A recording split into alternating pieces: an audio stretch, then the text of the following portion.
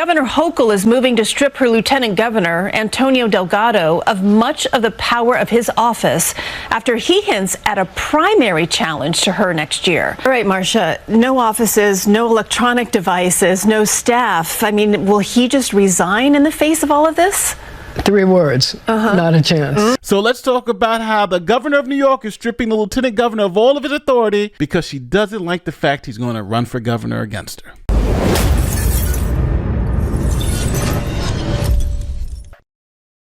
Okay, so let me start at the beginning. This is Governor Kathy Hochul, the governor of the great state of New York. And she became governor in 2021 when Andrew Cuomo had to resign after his Me Too issues. This morning, Andrew Cuomo, New York's politically pugnacious governor, calling it quits after an investigation by the state attorney general documented multiple sexual harassment allegations made by 11 women. Now, in 2022, Kathy Hochul ran for her own term as governor, but she needed a lieutenant governor to run on her ticket. So she chose Antonio Delgado. There was an obvious height difference when Kathy Hochul introduced her new lieutenant governor, Congressman Antonio Delgado, who played semi-pro basketball in Puerto Rico. I look forward to getting a few pointers to play some hoops together. I am African American and I am Cape Verdean, Afro-Latino. My wife is black and Jewish. Our children we're raising Jewish. And so, all these different entry points connect to me and just really help me to figure out how to go in and out of communities. No, I'm not a pretty boy, not from the city, but I still make city noise. He also had a short-lived career as a rapper known as A.D. The Voice.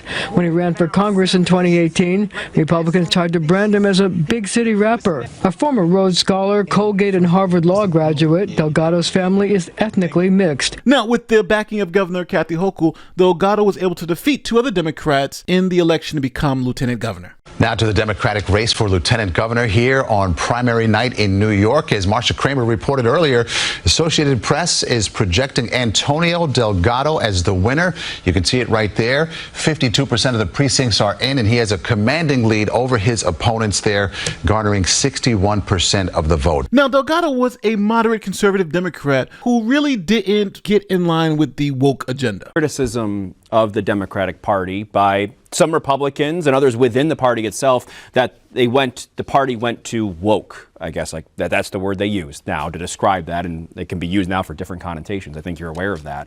And now you see DEI being stripped back by the Republican Party as well. My question is the party at almost in jeopardy of moving too far away from representing those that don't have that voice and trying to make this change to speak to a wider demographic? As someone who at one time represented a rural community, a 90% white rural community a district that Trump won by 7 points, I could speak about the ways in which when you are a private investor model and you look for densely populated areas to get your return on investment in things, well, who are you going to overlook?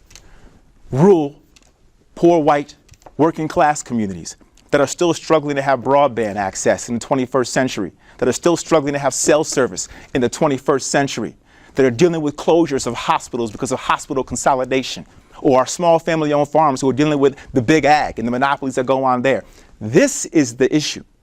We have stopped figuring out how to connect people's loss of economic security, be they white, be they black, be they brown, whatever their background is. We have stopped talking about it in a way that connects their pain in a meaningful way, and then implementing policies that ultimately speak to that pain and solve for it. Now, the governor and her lieutenant governor started butting heads pretty early. For instance, Delgado said that Joe Biden needed to step down. He was too old to run, and he called on Joe Biden to not run for president again. Where Kathy Hochul said she wanted him to run for president again, and she supported Joe Biden, and that all Democrats needed to get behind Joe Biden. Lieutenant Governor Antonio Delgado is breaking with Governor Kathy Hochul in asking Joe Biden to drop out of the presidential race. Delgado posted on social media a lengthy statement touting Biden's accomplishments during his first term. The post also says the 81-year-old deserves the country's eternal gratitude for beating Donald Trump in 2020.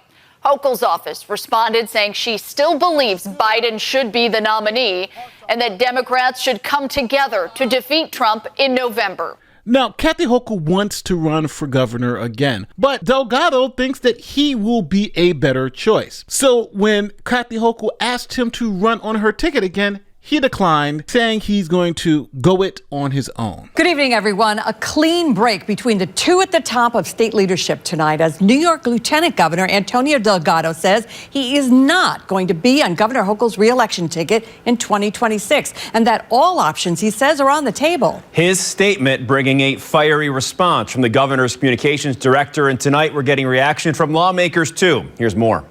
Quote, today, Antonio Delgado finally said out loud what has been obvious for quite some time. He's simply not interested in doing the job of Lieutenant Governor of the state of New York. Governor Kathy Hochul's team firing back after Antonio Delgado declares his independence from her ticket, something Assembly Democrat John McDonald says he's seen coming the last 6 months to a year, and that there's been a clear divide between Hochul and Delgado, and now that it's a deeper one, he says it's sad. Now, there was an issue. Delgado was still the elected lieutenant governor, and there was nothing that Kathy Hochul could do about that unless he resigned. So Kathy Hochul did the next best thing: strip him of all his authority and attempt to take all his legal power.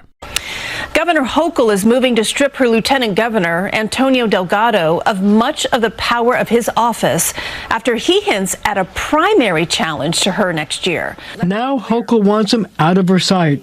She banished him from his office on the same floor as hers in the Capitol in Albany, took away his offices in New York City and the Hudson Valley, confiscated his state-issued electronic devices, and is reassigning much of his staff, all because he hinted at challenging her for re-election. In recent days, he's made no bones about the fact that he and Hochul don't see eye to eye. This is what he said during an interview recently with CBS 6 in Albany. For me, it's very, very important for New Yorkers to know that I am their voice, that I want to be their voice, and that is the only thing that I am beholden to. I think this is her way of saying, look, this is my fiefdom, I'm in charge, you were my pick, you were my lieutenant governor, I made you. All right, Marcia, no offices, no electronic devices, no staff. I mean, will he just resign in the face of all of this? 3 words, not a chance. Look, he sent me a statement saying he is deeply, deeply committed to being the voice of people in New York and representing people in New York State. Remember, she can't force him out. He was elected by the people. Yes. So he can continue to collect, get this, his $220,000 salary until the end of the term.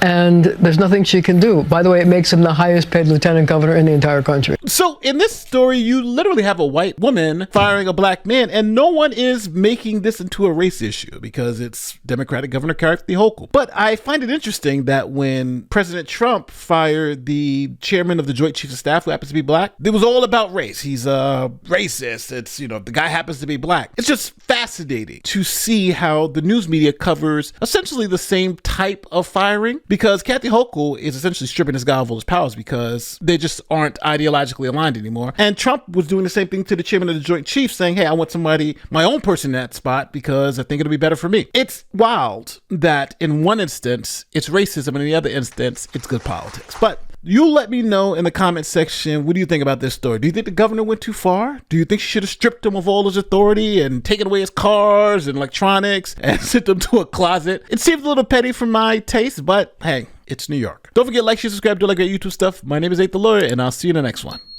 Peace.